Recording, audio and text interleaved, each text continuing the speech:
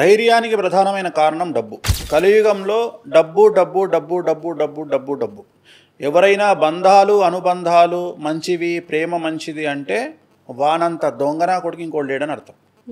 ఎందుకంటే ఎవడైతే డబ్బు కంటే ప్రేమ గొప్పది అని చెబుతాడో వాడి తల్లినో భార్యనో తమ్ముడినో తండ్రినో హాస్పిటల్కి తీసుకెళ్ళి బిల్లు కట్టకుండా హాస్పిటల్ ఓనర్నో మేనేజర్నో కౌగిలించుకొని ప్రేమను చూపించి బయటికి రమ్మని చెప్పు. అది అవ్వదు. చెప్పుతో కొడతాడు ఓనర్ గాడు. అంటే ఇవన్నీ జనాల్ని మోసం చేయడానికి ఉపయోగించేటువంటి మాటలు, ఇవన్నీ ఒక రకమైన స్ట్రాటజీ, ఇవన్నీ ఒక రకమైన ట్రాపింగ్. అంటే డబ్బు గొప్పది కాదు అనేటువంటి మాట ఎవడు మాట్లాడతాడంటే ఎదుటి మనుషుల్ని మోసం చేయాలనుకునేటోడు మాట్లాడతాడు. ఎవరికి రైట్స్ ఉన్నాయి డబ్బు గురించి అంటే ఎవడైతే డబ్బు సంపాదించి ఒక 10 కోట్ల రూపాయలు సంపాదించి 1 కోటి రూపాయలను రోడ్డు మీద జనాలకి పంచగలుగుతాడో, 1 కోటి రూపాయలు ఎవరైతే రోడ్డు మీదకి తీసుకొచ్చి తగలబెట్టగలుగుతారో వాడికి డబ్బు వేస్ట్ అని చెప్పగలిగిన దమ్ము ఉంటుంది. అయితే ఒక ఆస్ట్రాలజర్గా ఇంతవరకు భారతదేశంలో మీరు సంపాదించినంత డబ్బు ఎవరు సంపాదించలా అంటే ఏమంటారు? తప్పు. నేను ఆస్ట్రాలజీగా సంపాదించలే. నేను ఒక పామును ఆదర్శంగా, ఒక ఎలుకను ఆదర్శంగా తీసుకొని బ్రతికేటువంటి వాడు. సో ఇందాక నువ్వు అడిగిన ప్రశ్న ఒకటి అడిగినావు. ఏమడిగినావు అంటే మీకు ఇంత కాన్ఫిడెన్స్ ఎక్కడిది అని అడిగినావు. నేను డబ్బు అని చెప్పిన. డబ్బు జ్యోతిష్యంలో సంపాదించింది కాదు. ఎందుకంటే ఒక వ్యక్తిని ఒక ప్రొఫెషన్లో అడ్డుకోవడానికి శత్రువులు పన్నేటువంటి పన్నాగం దేనికోసం అంటే ఆ వ్యక్తి డబ్బు సంపాదించకుండా చెయ్యాలి అనే ఉద్దేశం. అంటే ఉదాహరణ, వేణుస్వామిని టార్గెట్ చేయాలి అంటే వేణుస్వామి జ్యోతిష్యం పనిచేయించాలి అని అవతలి వాళ్ళు ప్రయత్నం చేస్తారు.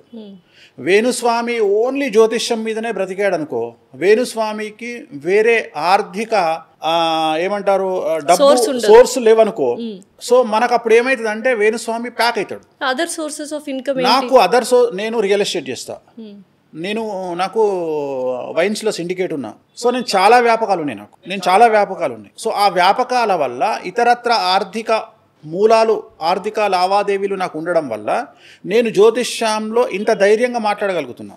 అసలు నాకు భయం అనేది లేదు. ఎందుకు లేదంటే నన్ను డిస్టర్బ్ చేయగలుగుతారేమో, నన్ను సామాజికంగా బ్యాడ్ చేయగలుగుతావేమో తప్ప నన్ను ఆర్థికంగా నువ్వు కొట్టలేనప్పుడు నేను ఎందుకు బాధపడతా? సో ఇప్పుడు ఎలకను మనం చంపడానికి ప్రయత్నం చేసినప్పుడు దాని రంధ్రంలో మనం కట్టెబెట్టినప్పుడు అది ఇంకో వాళ్ళ నుండి బయటకు వస్తుంది. అట్లనే నేను 4-5 రకాల ఆర్థిక ఆధారాల మీద ఆధారపడి ఉన్నా. నేను జ్యోతిషం పని చేసుకుంటే ఫుల్ ఫ్లెడ్జ్డ్గా రియల్ ఎస్టేట్ చేసుకుంటా. సో నాకు రియల్ ఎస్టేట్ మార్కెట్ డౌన్ ఉన్నప్పుడు నేను లిక్కర్ సిండికేట్లకు పోతా. అట్లా అది కాకుంటే నాకు హోటల్ ఉంది, కుక్కడపల్లిలో ఒక హోటల్ ఓపెన్ చేసిన. నా దాంట్లో స్పెషల్ ఇడ్లీ అనేది, ఒక 10 రకాల దోశలు అనేది చాలా ఫేమస్.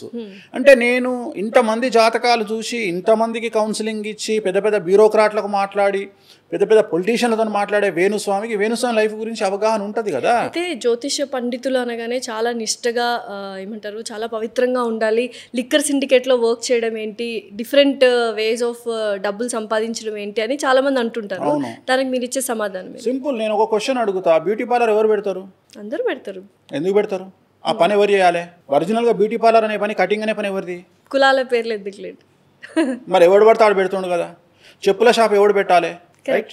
సో ఈరోజు ప్రపంచం ఆధునీకరించబడ్డటువంటి సందర్భంలో, ఇవాళ అమ్మాయిలు తల్లిదండ్రులకు తల్లికొరివి పెడుతున్నటువంటి సందర్భంలో కూడా మనం ఇలాంటి మాటలు మాట్లాడుకుంటున్నాం. అంటే నేను ఎవరిని బ్లాక్మెయిల్ చేయట్లేదు, నేను ఎవరిని మోసం చేయట్లేదు, నేను ల్యాండ్ల పేర్లతో దొంగ అగ్రిమెంట్లు చేయట్లేదు, దొంగ రిజిస్ట్రేషన్లు చేయట్లేదు, అప్పు తీసుకొని ఎగ్గొట్టట్లేదు.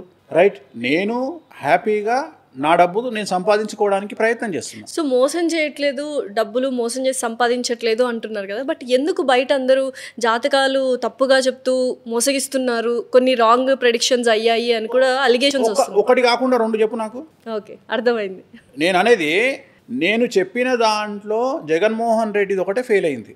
కానీ దానికి కూడా నేనేం చెప్పిన, 3 పార్టీలు కలిస్తే జగన్మోహన్ రెడ్డి ఓడిపోతాడని చెప్పిన. అది కూడా చెప్పిన నేను. కానీ వ్యక్తిగతంగా నా మీద ఎందుకు దాడి చేస్తారు అనేది నాకు అనవసరం. నేను కొంత భయపడే కదా ఆ రోజు మళ్ళీ క్షమాపణ వీడియో పంపించి. కాదమ్మా, నిజాయితీగా చెప్పిన. నిజాయితీ, దమ్ముండాలి. కరెక్ట్. ఇప్పుడు ఎట్లుంటదంటే మంచి ఆన్సర్ యాక్చువల్లీ. దమ్ముండాలి. నేనేమంటానంటే, నేనేం దేవుణ్ణి కాదు. ఇప్పుడు ఒక డాక్టర్కు, సైన్స్కు, ఇప్పుడు ఉదాహరణ 4 రాకెట్ ప్రయోగం చేస్తే 2 ఫెయిల్ అవుతాయి. అంత మాత్రాన సైన్స్ను పక్కన పెట్టలేం. వేణుస్వామి 100 ప్రిడిక్షన్లలో ఒకటో రెండో ఫెయిల్ అయినాయి. ఆ ఫెయిల్ అయిన దాన్ని పట్టుకొని నన్ను డిమోట్ చేయడానికి చాలామంది ప్రయత్నం చేస్తారు. నేను ఏమంటానంటే, నన్ను విమర్శించే వాడికి వ్యక్తిగతంగా 100 కారణాలు ఉంటాయి, నన్ను తిట్టేవాడికి వ్యక్తిగతంగా 100 కారణాలు ఉంటాయి. మేబీ వాళ్ళు డబ్బులు సంపాదించాలేమో ఈ కాంట్రవర్సీ మీద. నేను అదే చెప్తున్నా, అసలు వాడి కారణమే నాకు అనవసరం అంటున్నా. ఓకే, నాకు వాడి కారణమే, నేను వాడిని ఎప్పుడు ఆలోచిస్తా అంటే ఆ వాళ్ళ వల్ల నేను డ్యామేజ్ అయితే ఆలోచిస్తా. డ్యామేజ్ అయ్యారా? నేను కాలే తల్లి. ఇప్పుడు నీకు ఒకటే సింపుల్ చెప్తా. అంబానీ ఫ్యామిలీ 5,000 కోట్లు ఖర్చు పెట్టి ఎందుకు పెళ్లి చేశారు చెప్పు? డబ్బులు ఉన్నాయి వాళ్ళకి. కాదు, పబ్లిసిటీ కోసం. వాస్తవంగా అదే పబ్లిసిటీ లేకుండా చేసుకోవచ్చు వాళ్ళు పెళ్ళి. ఎందుకు చేసుకున్నారంటే అన్ని వేల కోట్లు ఉన్న వాళ్లకు కూడా పబ్లిసిటీ పిచ్చి ఉంటుంది. సో వేణుస్వామి గారికి కూడా వేణుస్వామికి పబ్లిసిటీ పిచ్చి లేదు. వేణుస్వామికి 500 కోట్ల రూపాయల ఫ్రీ పబ్లిసిటీ జనాలు ఇచ్చారు. అర్థమైందా? నా గురించి సోషల్ మీడియాలో ఒకటి నన్ను తిడుతూ పెట్టిండు అంటే అది ఎంతమందికి రీచ్ అవుతుంది? డెఫినెట్లీ. వేరే వాళ్ళ గురించి పెడితే, ఇప్పుడు వేరే జ్యోతిష్కుల గురించి పెట్టమని చెప్పు, 100 వ్యూస్ కూడా రావు. వేణుస్వామిని తిడుతూ ఒక పోస్ట్ పెట్టమని 5 లక్షలు పోతుంది. అట్లనే ప్రైమ్ టైంలో నా గురించి తిడుతూ ఒక ప్రోగ్రామ్ చేసిండ్రు అంటే ప్రైమ్ టైం అరగంటకు 1,00,000 తీసుకుంటారు. అట్లాంటిది నా గురించి ప్రోగ్రాములు చేస్తే యాడ్ రెవెన్యూ కానీ కనీసం నాకు తెలిసి ఒక నెలకు సంబంధించి ఒక 15 మంది జీతాలు వెళ్తాయి.